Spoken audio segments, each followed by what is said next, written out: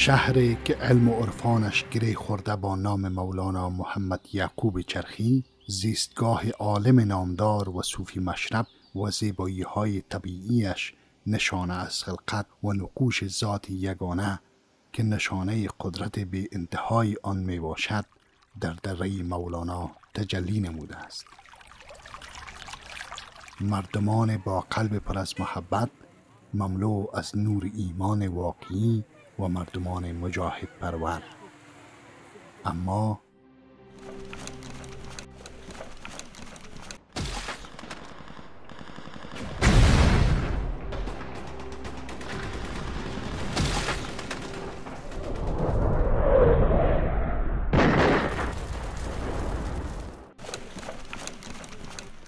سال قبل این مرز و بوم در جغرافیای افغانستان مورد تهاجم اشغالگران طاغوتی و ظالم امریکایی و متحدینش قرار گرفت.